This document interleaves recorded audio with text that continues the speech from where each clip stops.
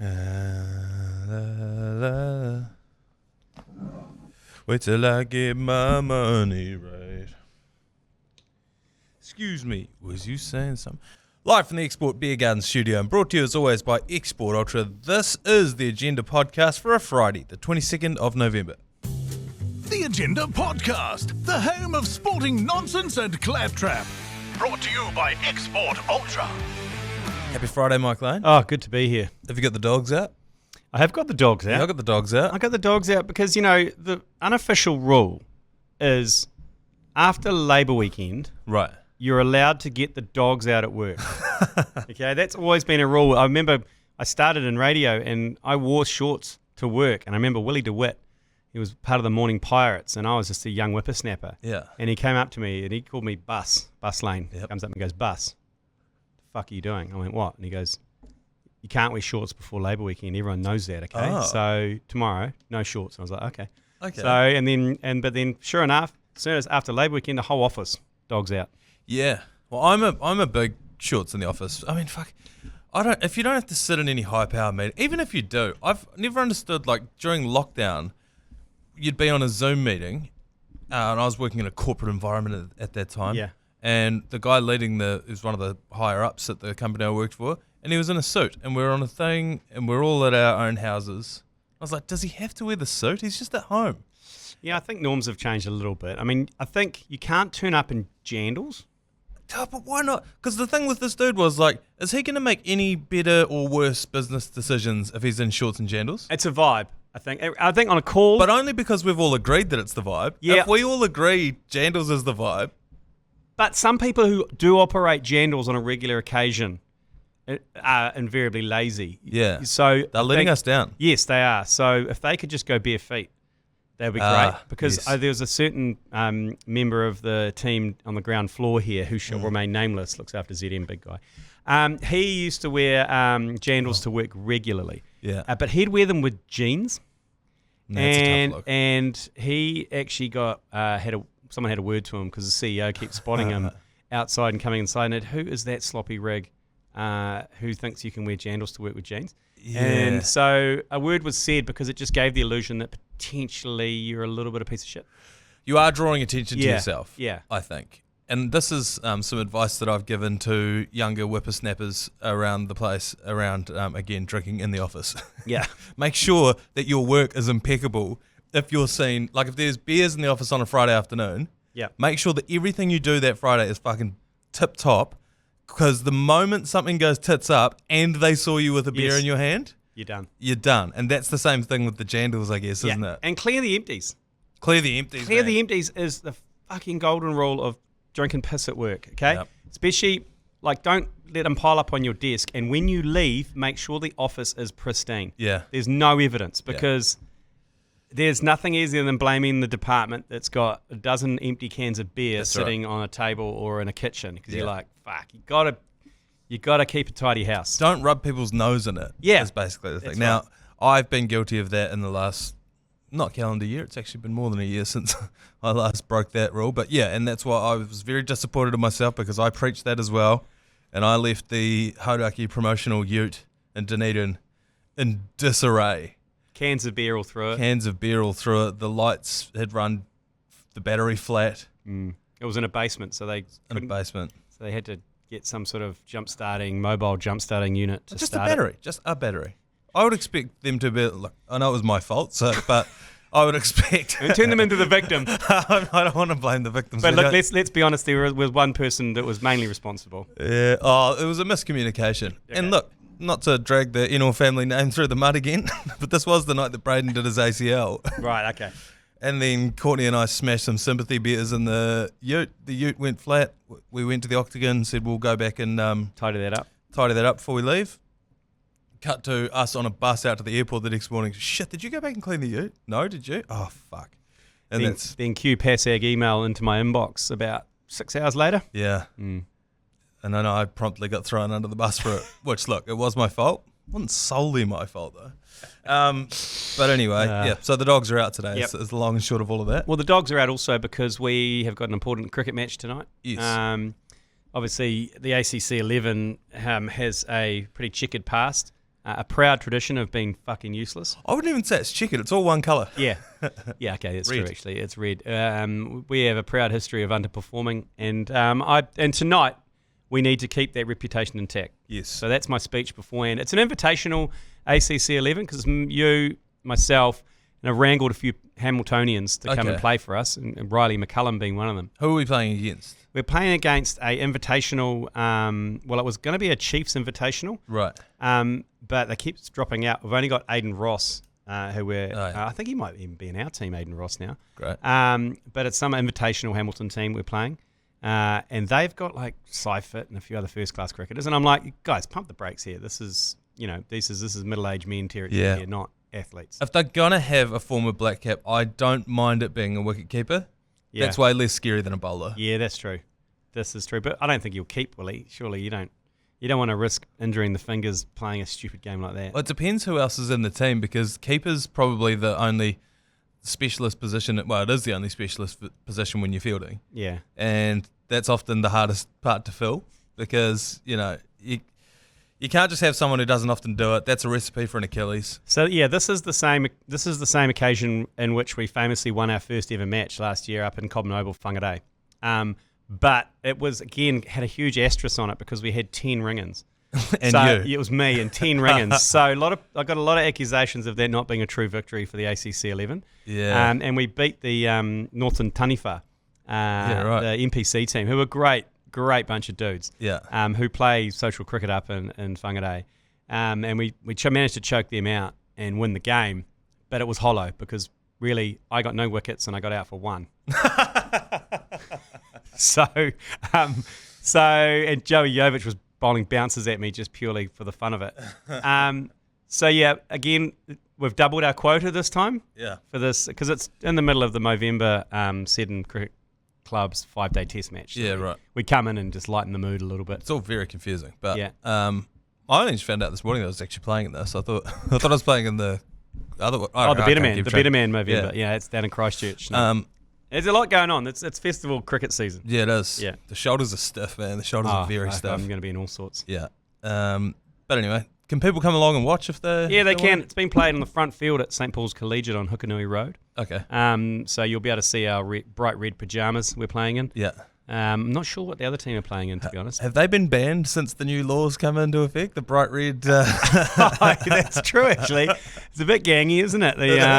The ACC one-day uniforms got a very red hue to it. It's very red, and I had red shoes to go with it, and then we got changed afterwards, and I put the shoes back on, and friend of the ACC, Logan Payne, comes over and goes, "Geez, those red shoes put the shits up me." I was like, "Oh, that's a good point." Well, poor friend of the ACC, Logan Payne, did get a hiding from a couple of prospects a few weeks before that, so who wouldn't move out of his rental property. Oh, right, yeah. And he went for the preemptive strike, so he tried to finish it early and didn't go well for him. He ended up at hospital. Oh, he swung first. Yeah, he swung first. Didn't go well for him. Didn't go well. God bless him for having a crack, though. Absolutely, yeah. I think he's leading the bidding on our ute at the moment as well. Yeah, well, it was his ute originally. It was his ute originally. Okay, sporting news. The Warriors' schedule has been released. Yes. Here are the highlights. Obviously, Vegas, we're going to be playing the Raiders. I don't feel like anyone wants to go to that game or cares too much about it. Well, listen, big news. If you wanted Vegas, a lot of people have given up the ghost about going to Vegas. Yeah. But I think we've got 5 seats to give away on that trip over the next 3 months to join myself, Joe Jury, and 200 of my closest friends with Boys Trip. Yeah. So at the moment, if you go into Big Barrel at the moment, and thanks to Export Ultra, go into Big Barrel, and there are details on how you and a mate can join us in Vegas. Oh. That's only valid for a couple more weeks, or 3 or 4 more weeks. Then tune in next Thursday for the ACC coverage of New Zealand versus England Test match, and we have another seat to give away there to be Joe Jury's intern. Yeah, my seat. Your seat. It is actually your seat. Yeah, I know. Because you've got a really important wedding to go to. Yeah. And then Super Liquor have got 2 seats to give away as well. Oh, my God. So head into Super Liquor, I think, from about mid-December, and all the details are in there. So the last 5 seats on the plane to Vegas. Could be yours. Yeah, check out the socials for the updates on how you can enter that. Yeah, so Vegas Raiders, Anzac Day match this year. The Warriors head south to Christchurch and they will face the Knights in the round 8 game at Apollo Project Stadium on April 25th. So that's nice for Christchurch, the Anzac Day match, and good for the Warriors for it to not be against Melbourne again. Yeah. So we had the Titans last so year. good. Year before that, we sustained the worst loss in History. Yeah, up until that point, which we actually just eclipsed this year just been. Anyway, Magic Round, we are playing the Cowboys, 7:30 p.m, which is awesome. If you can get over to Magic Round, I want to say May 2nd. Yeah. It is the Pants Man's birthday, so we're going to strap a GoPro to his forehead and just set him loose at Suncorp Stadium. We need to get over there. We will figure that part out. Yeah, we need to. Leave that with us. We will get ourselves and we will get you over there as well. But yeah, Cowboys, that's a winnable game for us. 7:30 p.m, prime time slot as well. The annoying part, that's a home game for us. It was last year as well. So how do they work that out? Is it just wherever it falls in the draw, or is it just a team they hate the most? It seems to me like they sit down, look at the calendar and go, how hard can we fuck the Warriors this year? Yeah. And after all of the, I know I've talked about this a lot, but all of the COVID thing, they were saying... the rhetoric around that was like, oh my God, you saved the NRL. Yeah. Everyone's second favourite team is the Warriors. Everyone loves the Warriors because of what they did. And then as soon as everything opened back up again, it's like, go fuck yourselves. You know? It's classic Australia. It's classic Australia. Ungrateful. They don't care. And then they rob us. We didn't have home games for years. Then they rob us of our own home games by sending them over there. I don't know. It pisses me off. That should be a home game for the Knights, if anyone. Because Newcastle, Anyway, that's Magic Round. And then round 16, the Panthers will be playing at Go Media Stadium. That will be James Fisher-Harris's first game against his former team. Nice. Which is good. It is also the first Panthers game in New Zealand since 2019. Can you believe that? How does that work? Since pre-COVID, they haven't been over here. And it's because we've played them at things like Magic Round. Where it's our home game. Again, last year at Magic Round, we played the Panthers. It was our home game. I've just actually noticed, you might have mentioned, I might have not listened, but the Magic Round is against the North Queensland Cowboys in Brisbane. Yeah. So it's basically a home game for them. That's right, yeah. What the fuck? Yeah. It doesn't make sense. Oh, it's yeah. It does my head in. So then we lose more. And, we were the only team in NRL history to sell out every single home game. And how do they reward us? Take a couple more of our home games off us? It makes no sense to me. And I love it. We're making excuses already, and I'm down with it. I'm into it. I'm not saying that's why we're going to lose. I'm just saying let us watch the fucking games, Let us watch our own house burn down. Yeah. Well, no, we're going to win. We're going to win. We're going to win. Yeah, no. All right, let's take a break. We'll come back and talk the All Blacks. So De Groot's back, Lane. Yep. He's going to be playing for the All Blacks this weekend. I have had multiple people DM me personally with differing theories or whispers as to what De Groot's done. Okay. What have you heard? They all share a very common thread. Is it Tokyo? It's not Tokyo, it's England. Oh. And apparently the whispers are, and again, I don't know anything, but this is what people are telling me, that he just went out and had a few beers with a mate over in England and potentially missed curfew. The vibe I got was it's not like he was out just on the lash all night, but he may have missed a curfew.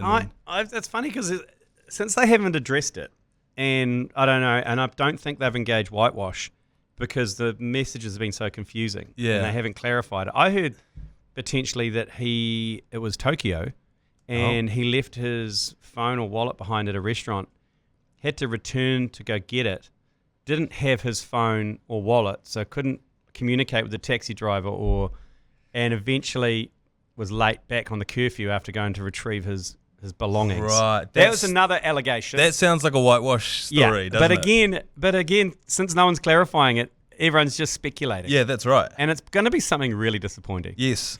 I'm trying to go back through my messages to find the ones from... But again, they're just from random dudes. But so he's back. He's back So to Mighty Williams, where he gets a bit of a rest, which he just well and truly deserves. The coaches were saying he's been training the house down. De Groot, he's been doing 2 days, blah, blah, blah, blah, blah. I reckon this is what happened when they stood him down for 2 weeks for fitness issues, and then 2 weeks later, all of a sudden, he's fit again. Yeah. So what was he doing for 2 weeks? Can we do that so we can get shredded for summer? Yeah. Ethan De Groot, Cody Taylor, Tyrell Lomax, Dog Roll, Patrick Tuipolo to Evans Charlton, 1 News, Wallace, Side Titty, Sam Kane, Adi Xavier. Pretty powerful team for the I-Ties. Yeah, interesting. They've switched around Satiti back on the side of the scrum. It's because Sam Kane's back. But Adi can play 6, can't he? Or is he a 7 specialist? I don't. Artie's a 7-8, I think. Is he? Oh, okay. I think you still need a big grizzly bear on the side, the blind side. Yeah. But you're right. Between those, it's about roles more than positions. Yeah. You could put anyone anywhere if you wanted to. But Roy Gard, Bodie, Caleb Clark, Anton Leonard Brown, Rico Ioane, Mark Talia, and Will Jordan. No surprises on the bench either, other than maybe David Havili's in there. Yeah, well, and TJ Petinata in there for a farewell as well, because it's going to be his last game, along with Sam Kane. Yeah. Oh, of course. Yeah, that's sad. So yeah, they're going to sign off, and I got my vibe punt, which I put on the Hodaki, is both of those guys to score.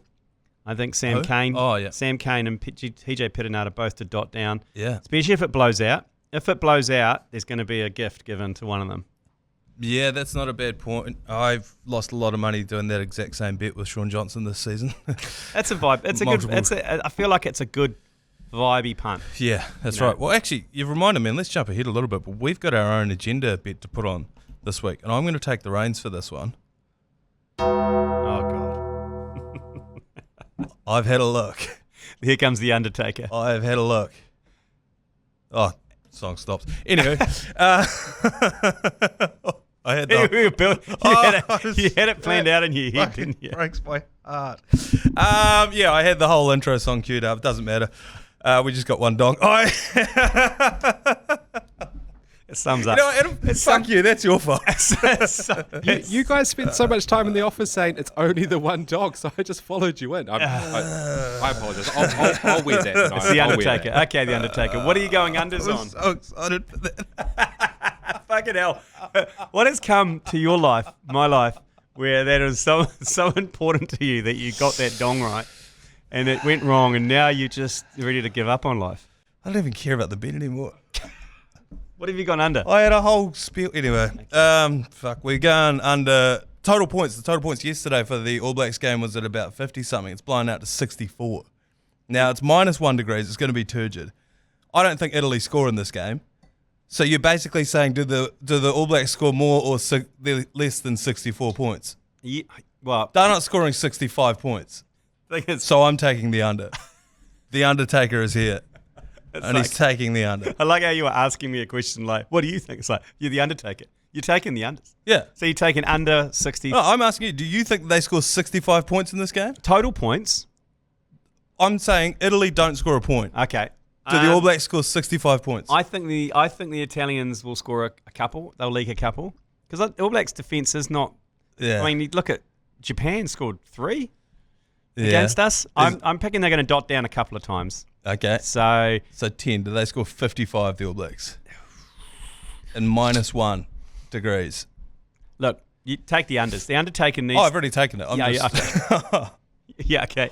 I'm just trying to salvage this segment because it's hard to tell whether this is going to be a blowout or not because Italy, yes, have not been great, but it's also their last game of the championship as well before they start their season. They got nothing to lose. Absolutely nothing to lose. So, but that doesn't mean they're going to score more points. I don't know. Well, it's hard to tell with teams like Italy because you don't know who you're going to get. It's like Argentina a couple of years ago. You're like, who the fuck is going to turn up? Who are any of these players? And who are they going to... Yeah. Well, that's a great point. Okay. So anyway, smash the unders. The Undertaker's here. Yeah. I've devised a little quiz for you to get to know the Italian team. Okay, because we're commentating Sunday morning. You are commentating them. So it's going to be important for you to know the names. Yes. I've researched them already. Oh, you have? No. Okay, good. So this quiz is Italian rugby player or Italian mafia boss. Okay. I will read you a name and you tell me whether he is a mafia boss or a rugby player. Okay. And forgive the pronunciation. Marco Riccioni. Rugby player. Marco Riccioni is the starting prop for the Italian rugby team. Ding, ding, ding. Angelo Bruno. Rugby player. Angelo Bruno is a Sicilian-American mobster who was boss of the Philadelphia crime family for 2 decades until his assassination. He was known as the Gentle Don for his preference for conciliation over violence. Dino Lamb. What? Dino Lamb. Oh, mobster. He is the starting lock for the Italian rugby team. Dino. No, Dino's... Okay. Dino Lamb. Matteo Messina Denaro. Rugby player. He died in custody last year after being on the run since 1993 on suspicion of dozens of murders. Giacomo Nicotera. Oh, you got me on Matteo. Say it again, that one. Giacomo Nicotera. Rugby. He is the reserve prop. And finally, Vito Corleone. Oh, mobster. Yeah, that is Robert De Niro's character from The Godfather. I was just having fuck that one up. Brilliant. All right, you got a bit of homework to do before Sunday morning. Let's take another quick break and we'll come back with yours, please. I had a whole thing for the intro bed. No, the dongs. Dong. Yeah. Dong. Dong. That was funny though. Yeah. Yours, please. Brought to you by Leader, home of the lasagna topper. Your chance to get involved in the show, the little microphone button, bottom right-hand corner of your iHeartradio app. When you do that, it'll record your voice, and we will play it out on the podcast like this. Yours, please. Captain Ass Grab here. I'm just going to point out the camel in the room. In what world, if you guys actually found a camel, would they let you just ride it into the ground? Yes. You're just going to take it around the outskirts of the ground and storm the fences with a fucking camel? I've never been to a sports game where they're like, oh, yep, bring your dogs. Bring your cats. Bring your fucking camels as well. Idiots. Fuck South Canterbury. Look, Captain Ass Grab, I don't think you know who we are. We don't ask for permission, okay? And we have people on the inside. I grew up in Hamilton. I know the ground staff very intimately. I know exactly where they're based, up in the kind of almost mid-wicket. They've got their own entrance, a double-piece gate in there. They've got their own house there that they all mingle around in. And I will guarantee you, if we get hold of a camel, I will be able to lead it through that gate and park it up in that area like a petting zoo and let people feed that camel, okay? And I will not be asking for permission. I'm not filling out a health and safety form with Seddon Park in New Zealand Cricket. Because imagine that meeting. We're bringing a camel in. No, you're not. Yeah. I mean, they won't even let us put the fucking caravan in there because it's a health and safety risk. And because we might have a camel in it. Yeah.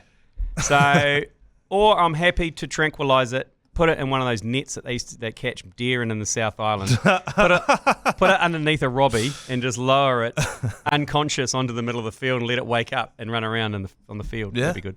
The other thing is, if we do show up on the back of a camel, how's Red Badge going to stop us? They ain't going anywhere near that camel. You're not bringing down a camel. Because that camel will just hoik in its face and move on. Look, I mean, saying that, we didn't necessarily say it had to go to the game. And we could have turn up to a practice, a net session with the camel. Yeah, just out on the side of the road. Yeah, on the side of the road next to the net with the camel. This is Hamilton, you got to remember, you know? It's pretty loose. Pretty loose. Home of the field days. That's who you know. It's very agricultural. This is, it's no different than, like the AMP show, having your cattle there at the AMP show. Absolutely. So look, Captain Ass Grab, you obviously, you think very little of us in terms of what we can get away with.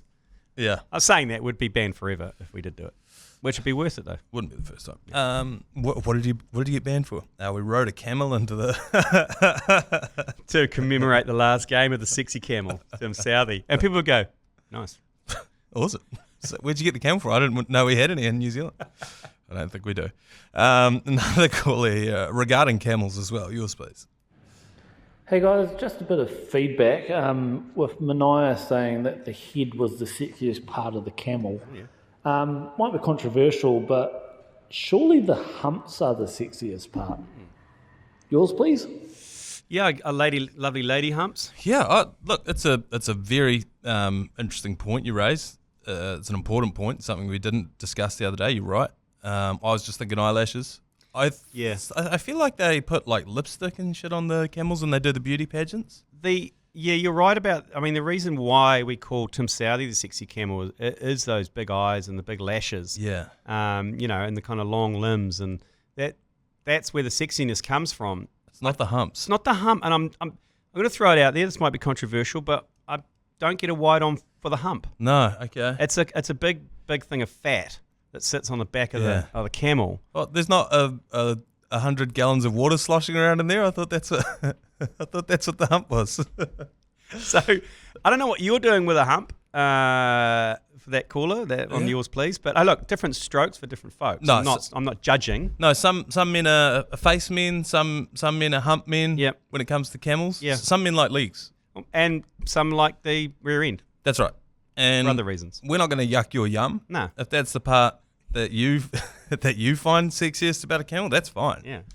I would say, just because, the camel's humps are out doesn't give you free rein to stare at them, Yeah, Have a bit of respect for that camel. Yeah, absolutely. I mean, look it in the eyes, not the humps. That's right. And if we do show up with a camel, bit of respect. Yeah. Sexy or otherwise, it doesn't need to be objectified. Certainly not in Tim Southey's farewell game, That'd be my only caveat if we do manage to get this camel in there. Treat it with some respect. Another caller here. Yours, please. Yeah, g'day. What's your fellas' take on people watching? You guys could chuck a ACC people watching commentary on. Fuck, nothing better than just getting on the piss and just talking shit about other people's lives and going, oh, old Doris over there's just come back from bingo and she's off to see old Uncle Stan and give him the old cheeky hand. Yeah. I reckon you guys could run a sicko-ass commentary on that sort of shit, eh? Love yous. Fuck yous. Love is, fuck is. That's a good sign off. Yeah, I giveth and I taketh away. Love is, fuck is. Humbling. I think this is a great idea. I can picture it now, and it is something that we do anyway. Like when we're on the road, if we're in an airport or in a public place, often, let's face it, hungover, we will sit there and just commentate people walking past us. Most famously, we did it in Amsterdam years ago when we found ourselves at the window of a bar in the middle of the day, and right outside the window was one of those open air urinals. Oh, yeah. And we commentated for an hour and a half people going into the urinal and whether they're likely urinalists or not, or their technique, or what they're up to. The only problem with that is I think people watching and people commentary is something that to be enjoyed just in the moment as a group. I'm not sure it should be a broadcasted thing. Oh, because those people they won't sign a waiver for us to broadcast. So it's one of those. Yeah. It's one of life's great joys is people watching, and particularly at events like Cup Week in Christchurch and stuff like that. It's one of life's pleasures, but potentially not something that can be broadcast to the world. No, and I think we'd get accused of being bullies. Obviously, at some stage, someone will get up there and go, "You can't say that." I was, exactly. So you're right. I think this is something that needs to stay at home. I had one of probably the hardest I've ever laughed. I was at a family barbecue, not my family, but a close family friends of mine, and one of their kids had brought like a few of their mates back from uni. Yep. And we're all. This is like on a farm.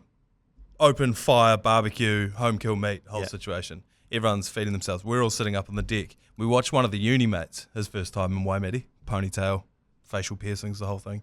He's walking up and down the thing, and I turn to Dan, sitting next to me. I go, $20 he doesn't eat meat. And Dan goes, I don't think he does either, but I'll take you up on it. It's gutsy from Dan. So by this stage, he's walking up and down the thing, and every time he gets to like where the sausages or the chops are, someone starts up a conversation with him, and just when he goes to reach towards the table, sorry mate, hi, I'm blah blah blah, and then we're sitting up on the deck like, oh shit, he came close there. By this stage, there's like 5 or 6 dudes sitting up there. You're running a book on this guy with a ponytail, whether he eats meat or not. And he's like, he loads up on the salad, he gets a bit of bread, then he goes to the thing, then now he's shaking Morgie's hand, now he's over here, and then now he's talking to Pato, and then in the end, he picked up a sausage. And we're like, good on Dan. Good on Dan for taking the bet. I think Dan won $20 that day. Yeah, see, that's great. But that's something that never could be publicly broadcast. So it's one of like I said, it's one of life's great joys is when you can get together as a group and just get some serious. Amsterdam is potentially one of the greatest global destinations. Yeah. Because it's the mixing of so many different people doing different shit. Yeah. Whether they're on mushies, whether they're high, whether they're drunk, whether they're off to work. Yeah. There's so much craziness going on. Yeah. There's something for everyone. Yeah, that's right. We did a lot of that when we were over there just recently. There's dudes rolling in dog shit. It's a whole thing. One last caller here. Yours, please. Hey, fellas. All this top 4 chat on the horses. Yeah. Should the Olympics put in a 4th medal? And if so, what colour you reckon? Or metal type, rather. Yeah. Anyway, hooroo. Tin? Yeah, tin, stainless steel, Yeah, or aluminium? lead. Yeah, I don't know. I mean, because you got gold, silver, bronze, iron? Iron. Yeah. Maybe iron? Steel. What came first, the Bronze Age, then the Iron Age, eh? Or was it after Yeah, that? it was Bronze Age first. Yeah. That was right after the Stone Age, wasn't it? Maybe it's a stone. Oh yes, you get the stone. That makes a lot of sense. Well, 3 is very arbitrary, isn't it? It's an odd number. It is, yeah. I don't know why, and they always say that 4th is the worst place you can come in the Olympics because you just missed out on a medal. And it would sort out the boxing thing where there's always 2 bronze medalists. Yeah, because there's no point in sustaining brain damage in a 3rd, 4th playoff. It'd even things up a little bit but I suppose the podium would be 4, 2, 1. It'd make the podium look a bit doingy. Oh, it's a podium issue. Yeah. I think if you go 4, you're probably gonna have to go to 5 if you're gonna extend it.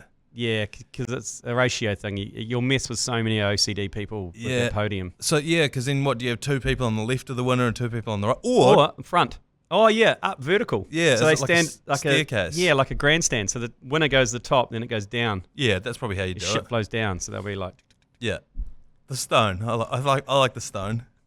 I don't know what you do with the stone medal. Although it's called a medal, although not metal. Yeah, I think stone. Yeah. How can you mould a stone? Oh, sure you can. You can. Oh, you carve it. Yeah. You carve it. Or you just pick it up off the riverbed. You just get a stone. You just get Everyone gets medals around the neck, and you just get this stone. A stone that like a kid has painted. Like those. You find them, they paint them and put their name on it. Put them in a tree somewhere and you got to go and find them. Yeah, one of those. That's what you get. All right, thank you very much for joining us today. We are off down to Hamilton. Enjoy your weekend and we'll see you on Monday for another episode of the Agenda Podcast.